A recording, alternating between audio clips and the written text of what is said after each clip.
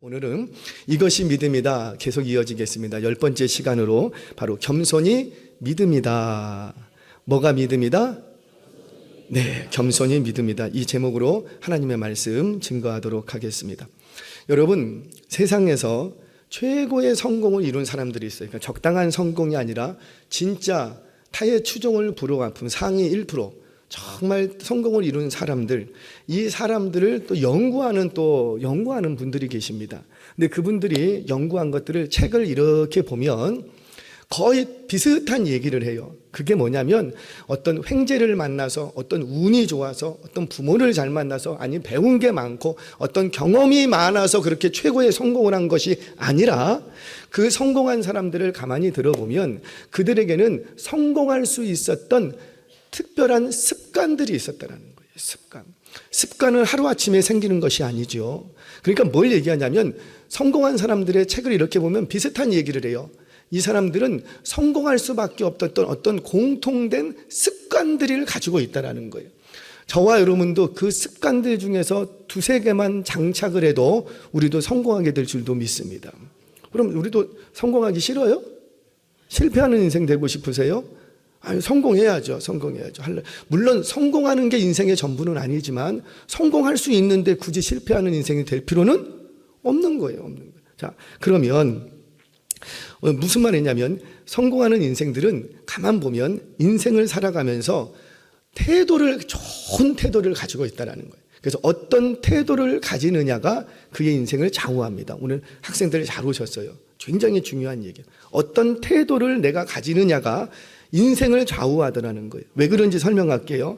평소에 내가 어떤 태도를 가지고 있느냐가, 그 태도가 반복이 되면 그걸 습관이라고 그럽니다. 근데 그 습관이 반복되면 그걸 인격이라고 그래요. 그래서 우리는 어른들을 보면서 우리 엄마 아빠는 원래 저래, 원래 그분은 원래 그런 분이야, 이 말은 뭐예요? 그분의 인격이 돼버린 거예요. 그분은 원래 그런 분이야, 이분은 그분의 성향, 그분의 인격을 얘기한 거예요. 근데 그분의 인격은 뭐에서 근거되냐면 그분이 평소에 했던 습관이 인격이 돼버립니다. 그런데 그 인격이 마침내 그의 인생을 좌우하더라는 거예요. 자, 오늘 느헤미야는요, 누가 뭐라고 해도 성공하는 인생을 살았던 사람이에요. 포로된 땅에서 출생해서 포로민으로서 페르시아의 최고의 자리에 오릅니다. 최고의 자리. 뿐만 아니라 이스라엘 역사 속에서도 성벽이 한 3번 정도 재건이 돼요. 다윗의 성벽이 막 세워지고요. 그게 무너졌다가 또 다시 이번에 느헤미야가 세우고요. 그게 또 무너지면 나중에 헤롯이 또 성벽을 또 세웁니다. 기가 막히죠. 점점 확장되어 가요. 그런데 그 3번의 성벽이 재건되면서 그 중에 성벽 한 번을 제공한 사람이 있는데 그게 누구라? 느헤미야. 그러니까 세상 앞에서도 정말 성공한 인생이지만 하나님 앞에서도 성공한 인생이 되더라는 거예요. 그러면 어떻게 해야 성공할 수 있는 인생이 될까? 이 느헤미야를 연구해 보면 몇 가지 결론들이 나타납니다. 그가 성공적인, 세상 앞에서도 성공하고 하나님 앞에서도 성공할 수 있었던 이유가 뭔가? 어떤 분들은 느헤미야는 본을 보이는 삶을 살았다는 거예요. 본을 보이던 인생이었기 때문에 그가 성공했다. 또 어떤 사람은요, 아니다, 그는 문제를 당할 때마다 기도로 풀어냈다. 기도하는 사람이었기 때문에 성공했다. 또 어떤 사람은 아니라 이 느헤미야는 백성들을 위해서 많이 울었다. 하나님 앞에서도 울고 백성들 앞에서 많이 울었다. 그 따뜻한 온유한 심령이 그를 성공으로 이끌었다. 또 어떤 사람은요, 어떤 역경 앞에서도 굴하지 않았던 그의 도전의식, 도전했던 그의 인생이, 그의 그 인격이 바로 성공을 이루었다, 이렇게 얘기를 합니다. 그런데 저는 모든 얘기들이 맞겠지만 여러분들과 한 가지 나누고 싶은 게, 느헤미야의 성공적인 인생의 비밀은 바로 겸손에 있었다는 거예요. 뭐에 있었더라? 겸손. 왜 그러냐면 오늘 본문이 겸손했던 느헤미야의 태도를 잘 드러내주고 있습니다. 그럼 그가 이번만 겸손한 사람이었냐? 아니라는 거예요. 그는 페르시아 수상궁의 술 맡은 관원장으로 있으면서도 늘 겸손한 사람이었고요. 그렇게 겸손한 사람이었기 때문에, 평소에 겸손한 태도를 가지고 있었던 사람이었기 때문에 결정적인 순간에 하나님의 놀라운 성공과 높임받는 일들을 경험하더라는 거예요. 저와 여러분들도 겸손한 인생이 되시기를 바랍니다. 아시지요? 한순간만 겸손한 건 우리는 외식이라 그래요. 그거는 겸손이라고 말하지고 가증스럽다고 합니다. 근데 그 겸손이 나의 삶의 태도가 돼버리면 그 인생은 성공하는 인생이요, 하나님께 축복된 인생이 될 줄로 믿으시기 바랍니다. 자, 그럼 나도 또 우리 자녀들도 성공하는 인생이 되고 싶은데, 세상에서나 또는 하나님 앞에서나 정말 성공적인 믿음의 길을 걷고 싶은데 어떻게 해야 하는가? 어떻게 하는 것이 겸손한 모습인가? 오늘 본문 속에서 느헤미야가 보여주었던 구체적인 이 겸손의 태도들을 좀 발견해 가려고 합니다. 그래서 오늘 본문은요, 12장 전체를 살펴볼 거예요. 이번 주, 다음 주 전체를 살펴볼 건데, 이 속에서 도대체 느헤미야가 보여주었던 겸손의 모습이 뭘까? 저와 여러분들 겸손이라는 앵글로 오늘 이 12장 전체를 조명해 가도록 하겠습니다. 자, 먼저 오늘 이 본문의 위치가 어디냐면 봉헌식 하는 자리예요. 봉헌식이라고 하면 뭐냐면 성벽을 완공하고 나서 그 성벽을 완공하는데 얼마나 많은 사람들이 수고하고 헌신을 했습니까? 그래서 사실은 하나님께도 제사를 드리지만 그 수고한 사람들을 축복하고 서로 격려하고 박수 쳐주는 시간이 언제냐면 봉헌식 하는 날이에요. 봉헌식. 자, 그러니까 그동안에 수고했던 것에 대해서 보상받는 시간, 박수받는 시간이 바로 봉헌식 자리입니다. 자, 아시겠지만 52일 만에 이루어질 수 없어요. 52일 만에 성벽을 재건하게 됩니다. 이 과정에서 가장 많이 수고하고 헌신하고 눈물을 많이 흘린 사람은 누굴까요? 누가 뭐래도 느헤미야예요. 누가 뭐래도. 백성들은 나중에 보시면 아시지만 원망도 하고 불평도 하고 일을 한다 안 한다 뭐 곡괭이 집어 던지기도 하고 막 힘들다고 그래도 끝까지 그 공사 현장에 버텼던 사람이 누구냐면 느헤미야였다고요. 느헤미야. 자, 느헤미야는 본래 공사할 사람이 아니에요. 노동할 사람이 아니라고요. 그는 본래 이 페르시아에서 출생을 합니다. 포로미르로 끌려가서, 그러니까 예루살렘에서 출생하지 않았어요. 포로 3세대예요. 3세대. 이민 3세대 같은 거예요. 포로미르로 끌려가서 그 포로된 땅에서, 이방 땅에서 출생을 합니다. 그리고는 공부하기 시작하는데, 우리 학생들이니까 공부에 좀 얘기를 할게요. 이해하고 들으세요. 공부하기 시작하는데 어디까지 올라가냐면 수상궁의 술 맡은 관원장의 자리까지 올라갑니다. 여러분들, 이 자리가 어떤 자리냐면 사실 왕궁 내에서 최고 권력자예요. 최고 권력자. 일종의 경호실장 정도가 되고, 그 다음에 당시에 페르시아 왕은 4개의 궁을 갖고 있었다고요. 4개의 궁을 갖고 계절마다 돌아다니면서 움직이면서 통치를 했어요. 그 중에 한 겨울 궁정이 있는데 겨울철에 와서 지내는 별장 같은 궁정이 수상궁이에요. 근데 그 왕궁을 총괄하는 사람이 누구냐면 관원장이에요. 관원장. 모든 관원들의 장인 거예요. 장. 그러니까 이 위치가 어때요? 또 오를 수 있는 최고의 위치에 오른 사람이 누구냐면 이 느헤미야였다는 거예요. 그러면 부족한 게 있을까요? 없을까요? 없지. 뭐가 부족하게? 몰라, 우리는 거기까지 안 올라가 봤으니까 모르지. 부족한 게 없는 거예요. 그런데 그 느헤미야가 무너진 예루살렘 성벽 때문에 당신의 동족들이 고통당하고 있다는 소식을 듣고는 마음을 굉장히 불편하게 생각합니다. 뭐 먹는데 먹는 것 같지도 않고 그냥 온통 직무하면서도 왕궁 일을 보면서도 막 벌써 마음이나 생각은 예루살렘에 가 있고, 내 동족이, 아니 예루살렘에서 태어나질 않았다니까요. 이스라엘 땅에 가본 적이 없어요. 제사 드려본 적이 없어요. 예루살렘 성벽을 본 적이 없어요. 그럼에도 불구하고 자기 그 먼 나라, 그 망해버린 땅의 동족들이 지금 굉장히 어려움에 처했다는 소식을 듣고는 마음을 굉장히 불편하게 생각합니다. 그러더니만 결단을 하는 거예요. 가리라.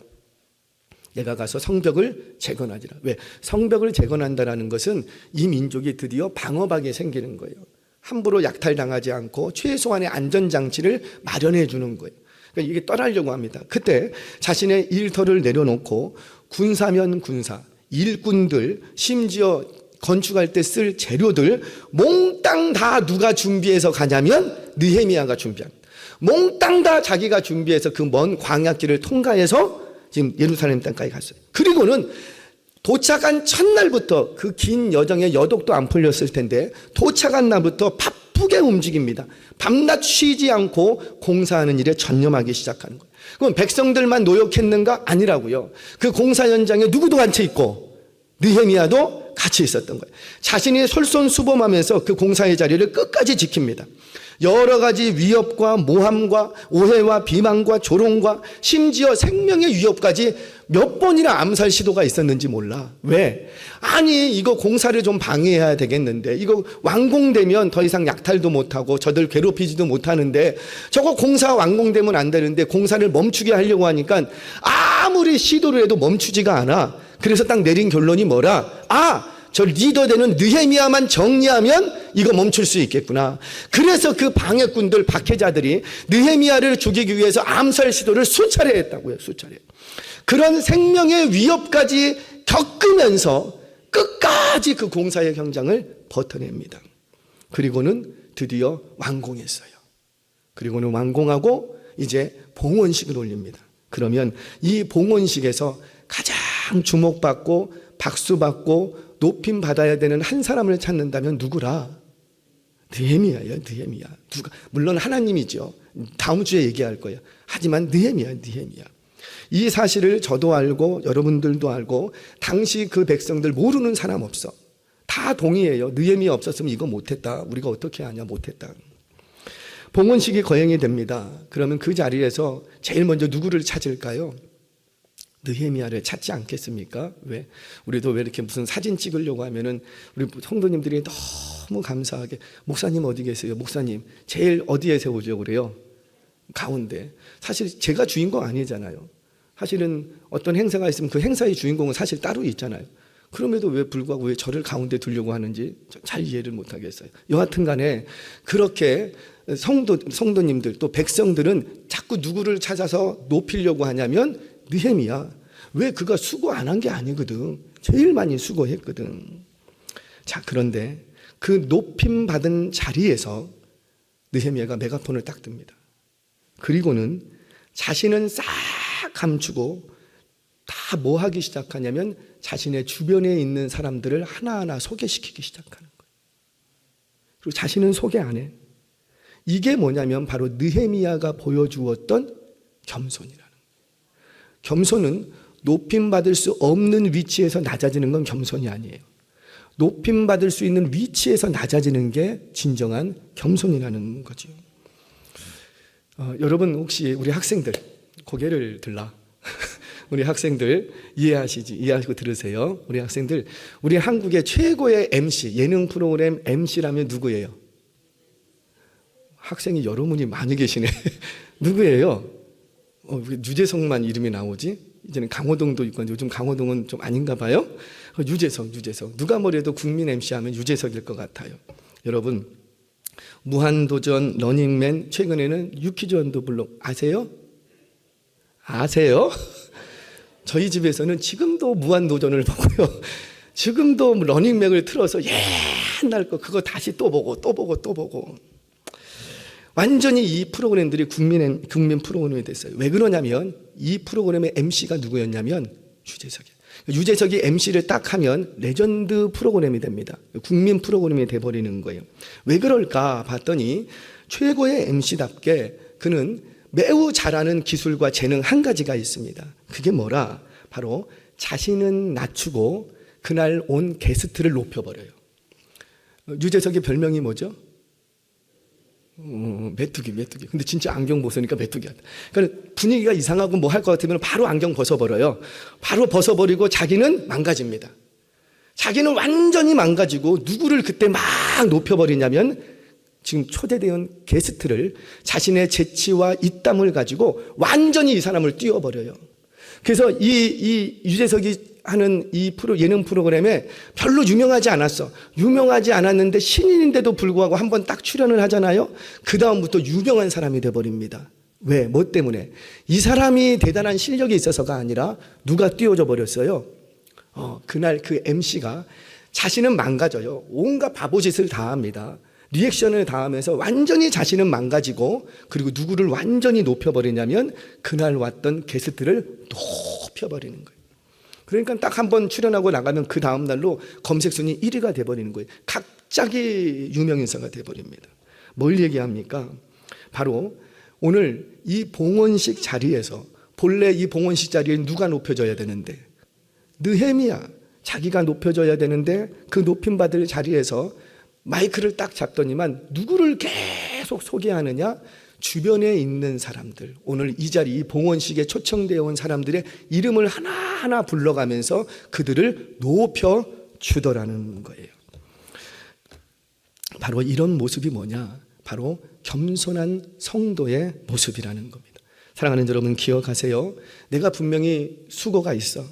절대 겸손한 사람은 수고가 없는 사람이 아니라고. 이 일 나 없으면 못해.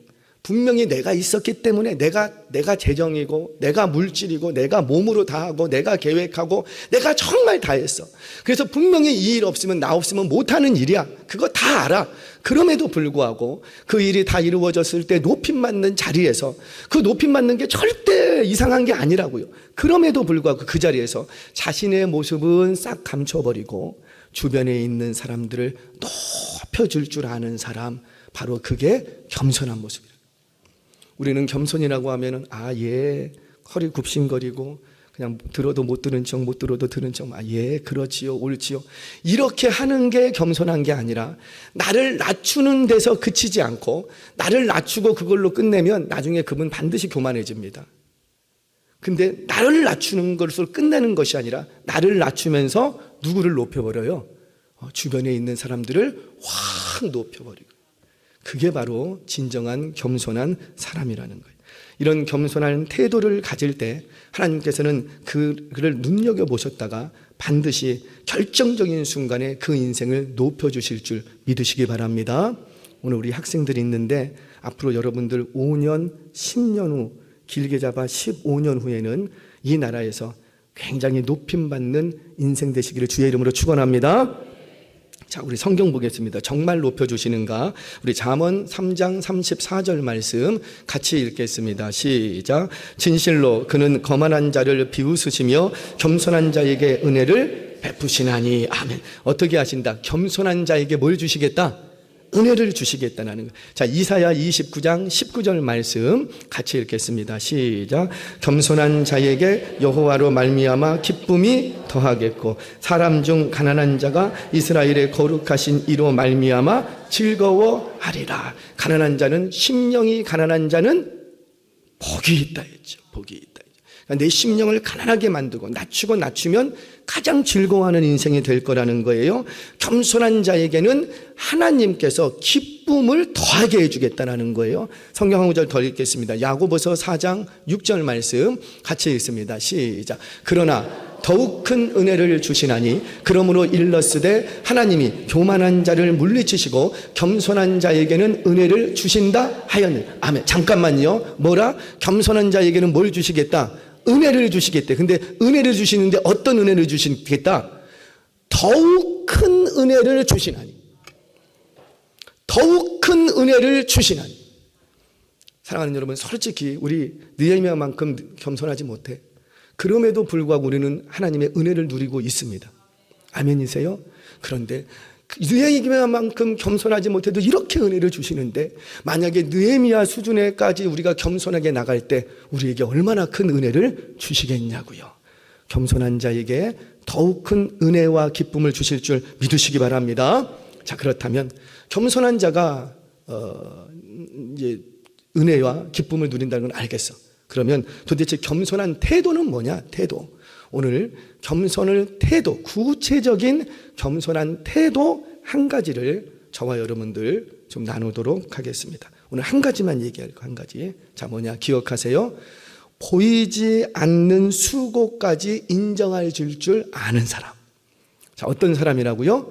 보이지 않는 수고까지 인정해 줄 아는 사람. 자, 이게 왜 이렇게 중요한지 설명하겠습니다.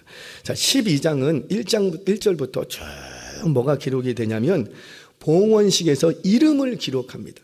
이 이름들 중에는 대부분이 이 자리에 없어요.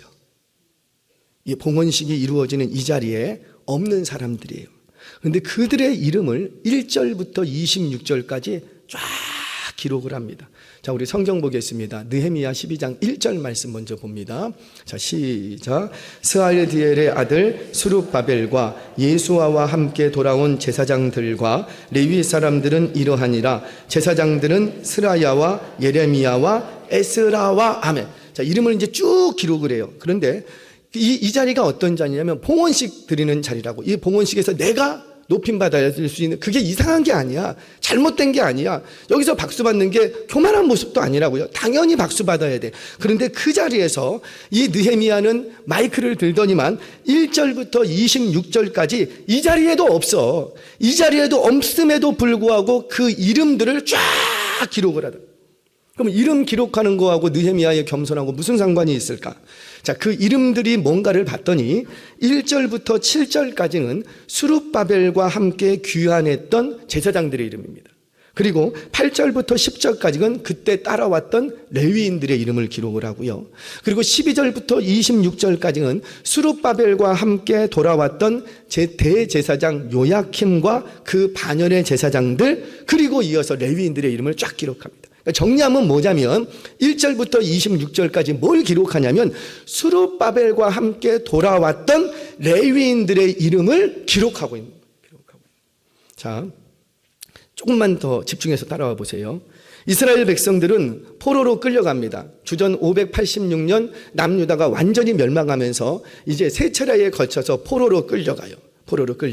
그렇게 포로로 끌려갔던 땅에서 70년쯤 지나자 이제 하나님의 약속대로 이제 칙령 하나가 이제 내려지게 됩니다. 어떤 칙령이냐면 너희들 이제 더 이상 이 땅에 있지 말고 원한다면 너희들이 원하는 신에게로 돌아가서 제사해도 된다. 이런 합법적인 공문이 하나 내려와요. 그러니까 이 공문을 받아들고 이스라엘 백성들은 내가 내 땅 고국 예루살렘으로 돌아가서 나는 내가 믿는 하나님께 예배하리라 이르고 한 4만여 명의 백성들이 일시에 돌아옵니다. 총 3차례에 걸쳐서 귀환이 일어나는데 첫 번째 1차 포로 귀환이 누가 주도했냐면 스룹바벨이 주도하게 돼요. 이때가 주전 537년경입니다.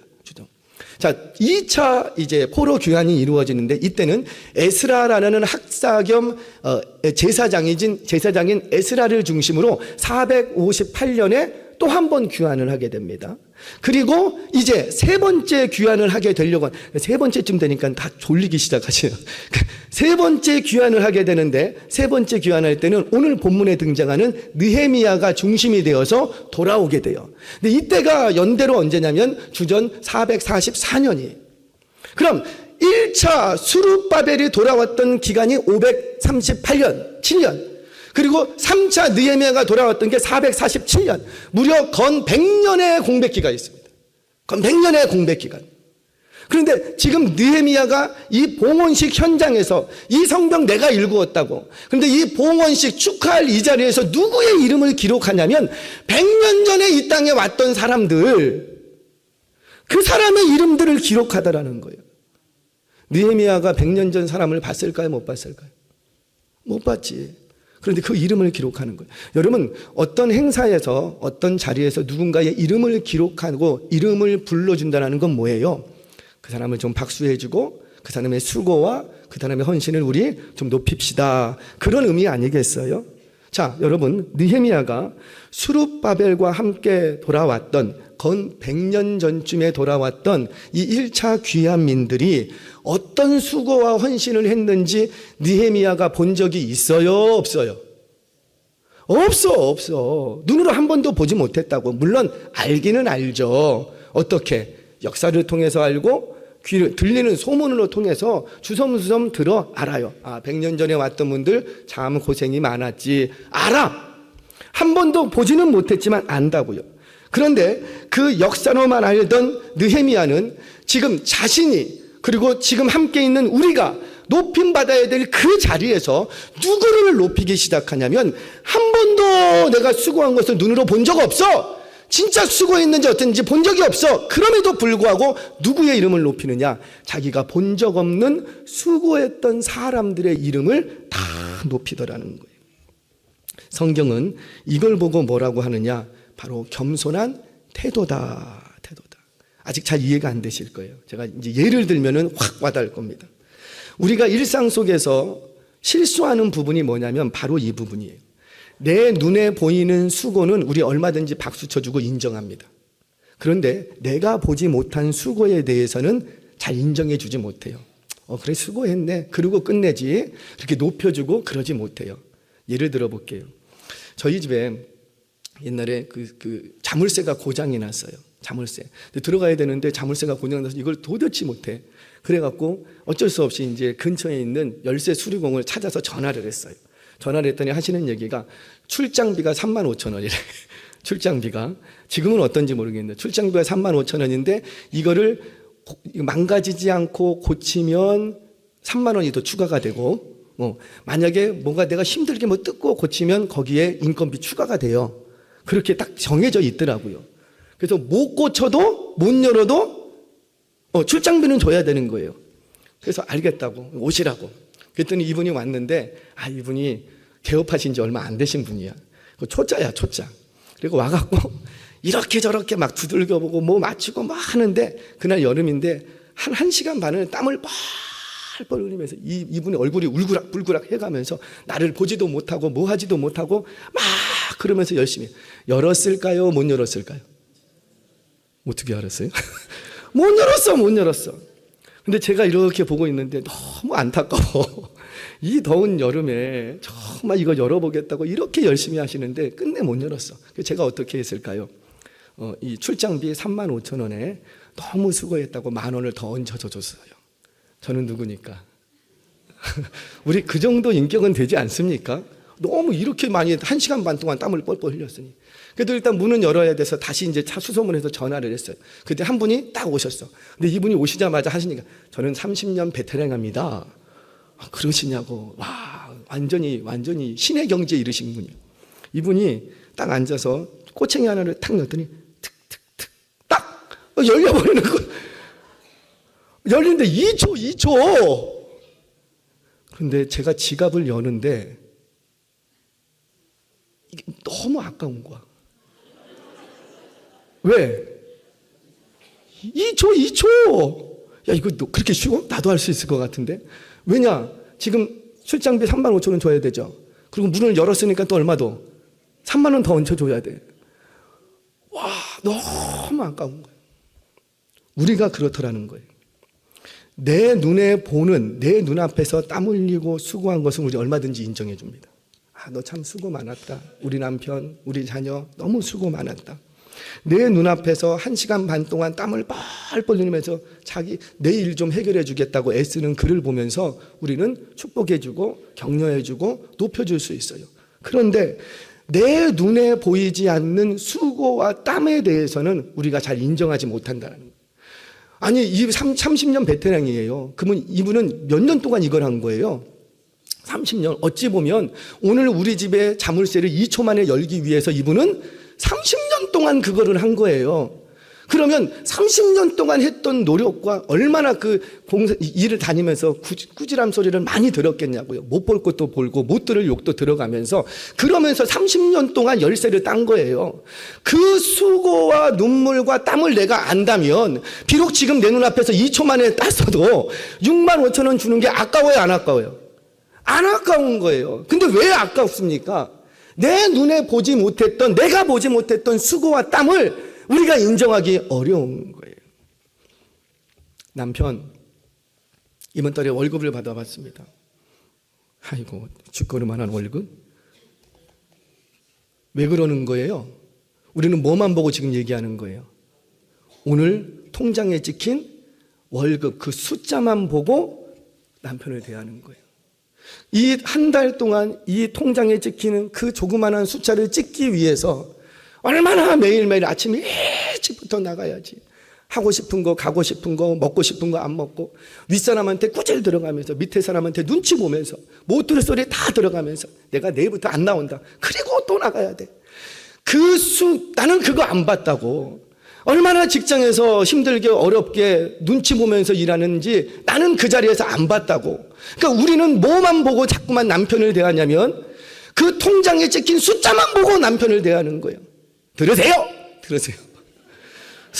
숫자만 보고 자꾸만 이 숫자가 찍히기 위해서 얼마나 수고했는지, 그 회사에 들어가기 위해서 수십 년 동안 얼마나 고생하고 노력하고 그렇게 해서 들어갔는지 내가 보지 못했다고 해서 우리는 그걸 인정하지를 못해.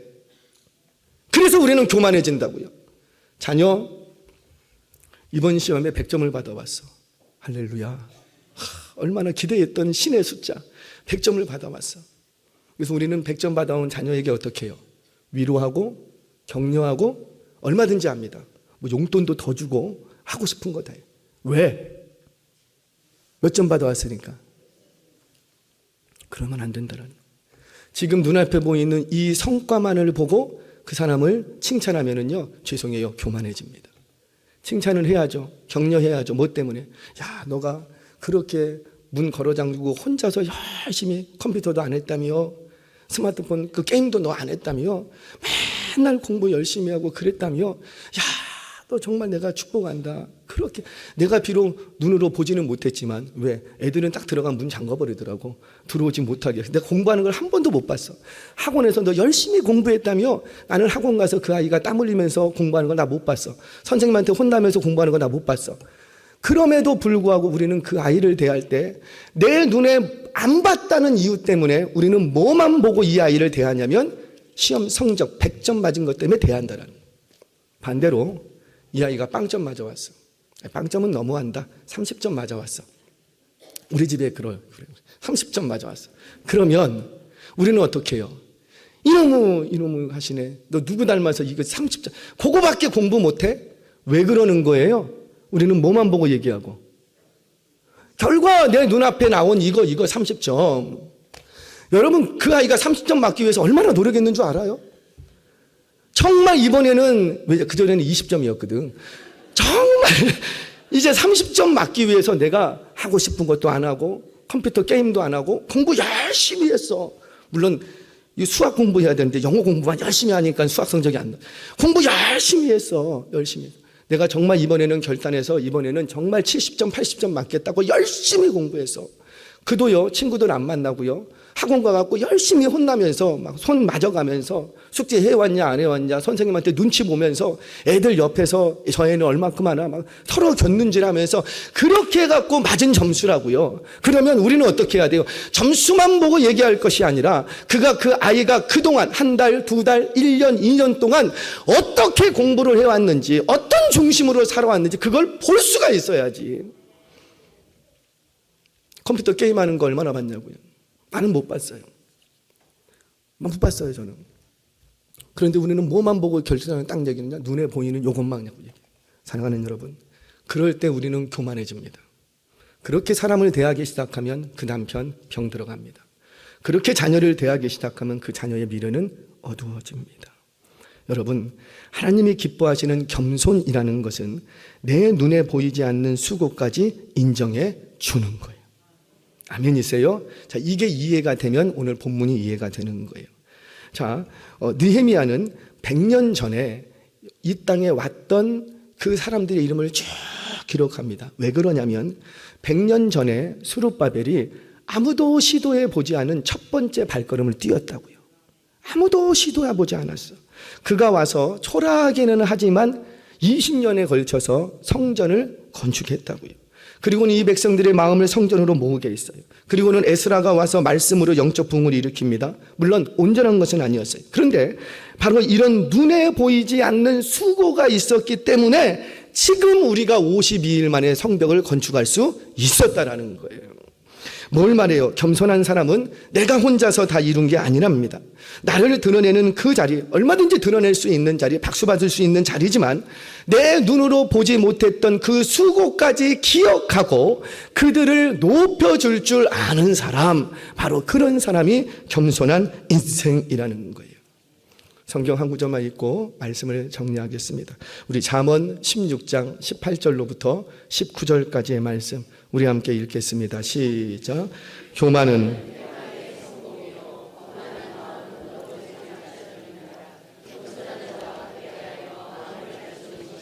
교만한 자와 함께하여 탈취물을 나누는 것보다 나으니라. 아멘. 말씀을 정리합니다. 우리 학생들 조금만 더 집중해서 들어보시면 좋겠습니다. 철이 든다는 게 뭘까요?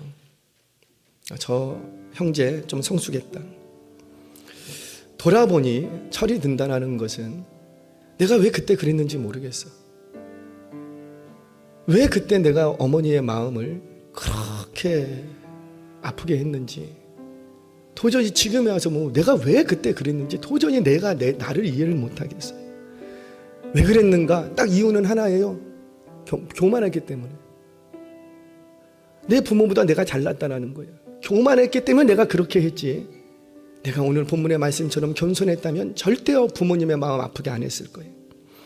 겸손한 자녀는 내가 분명히 많이 배우고 내가 분명히 똑똑할지라도 부모의 보이지 않는 수고와 눈물과 한숨을 높일 줄 아는 사람.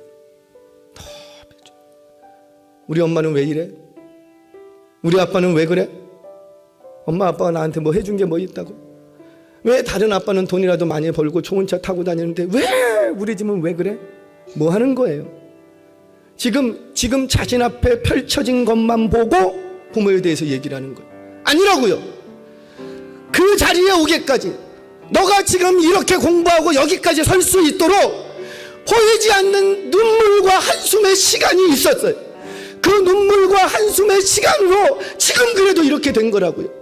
그런데 우리는 부모를 판단할 때, 자녀 여러분 제발 각성하시기 바랍니다.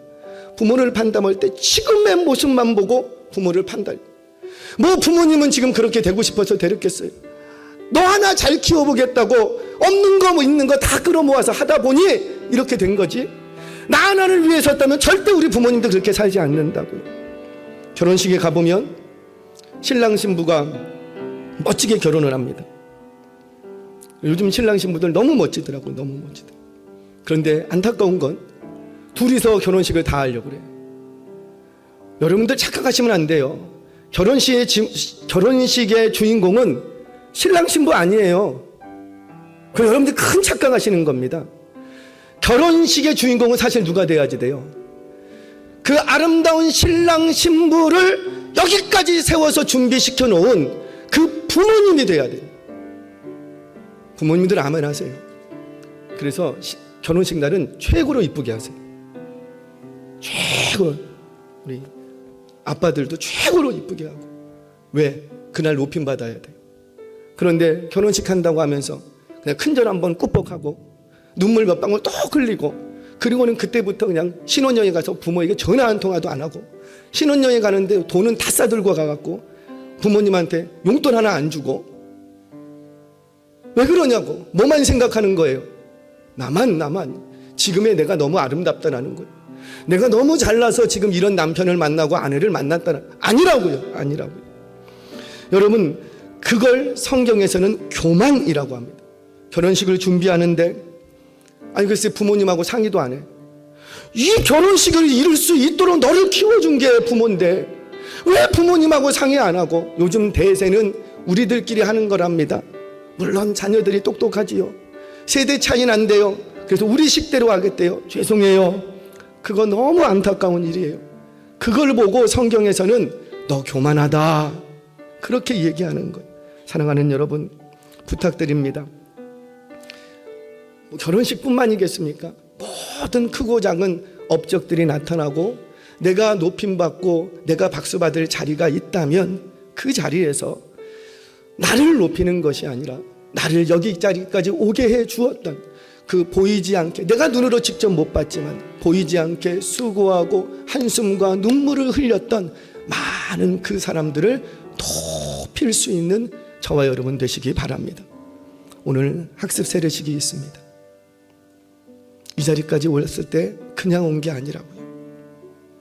이 뒤에는 많은 분들의 기도가 있었고 어찌하든지 세례교회 만들어 보겠다고 선생님들과 부모님들이 너무 보이지 않게 수고했어요. 오늘 정말 이 자리에서 자녀들을 축복하고 박수 쳐줄 때 그 보이지 않게 수고했던, 내가 눈으로 직접 못 봤지만 그분들의 수고와 눈물도 기억하시고 돕히실 수 있기를 바랍니다. 그렇게 내 눈에 보이지 않는 수고까지 인정해주고 높여주는 그 인생, 그 가정, 그 공동체 위에 하나님은 더 큰 은혜를 주실 줄로 믿습니다. 이런 은혜를 누려가시는 주인공들 되시기를 주의 이름으로 축원합니다.